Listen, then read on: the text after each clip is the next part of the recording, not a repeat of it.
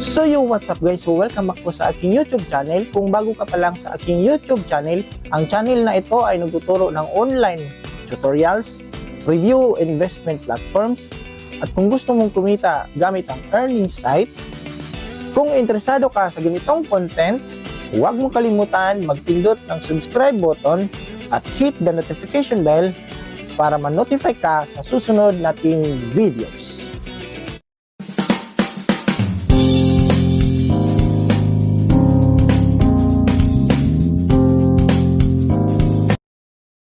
Disclaimer: this channel does not promote or encourage any illegal activities. All contents provided by this channel is meant for educational purpose only.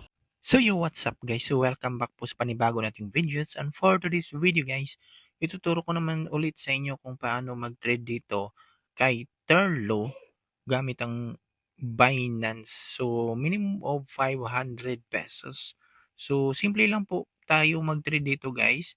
At sa lahat ng new user, meron po silang plus 3% sa mga mag-order, lalong-lalo na sa mga bagong traders natin. So gamit po natin dito guys is GCash.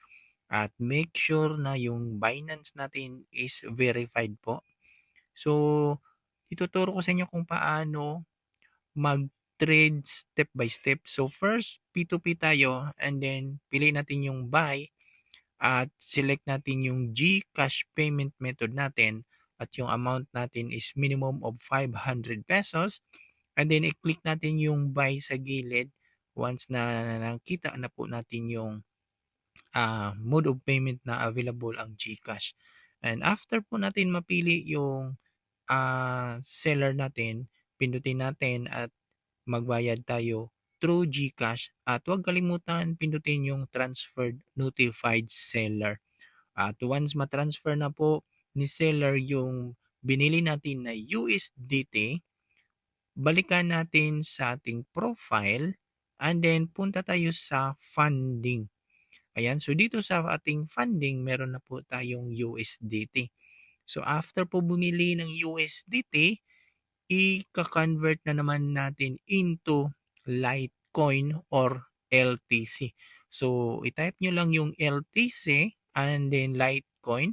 So from USDT, i-max natin yung amount at saka convert to LTC, and then after po mag-convert, punta ulit sa profile, assets, and then funding pa rin, pindutin natin yung LTC or Litecoin, and then pindutin yung send sa baba, and then on withdrawal. Then saka natin isi-send yung LTC amount natin sa network natin is syempre Litecoin. Amount is max, i-copy natin yan at i-paste natin dito sa ating website. So pindutin natin yung make a trade, and then dito sa UPLTC, LTC po yung pipindutin natin at saka regular payment. And sa pinakababa, yung PayPal email natin. Make sure po guys na active po yung PayPal email na ilalagay natin dito. At make sure na i-double check nyo po bago nyo po i-sell yung LTC nyo para hindi po magkaroon ng problema. At pindutin yung I agree with those, saka natin pipindutin yung sell LTC. At dito magpo-prompt yung notification natin. Dito natin isi-send yung address, yung LTC address.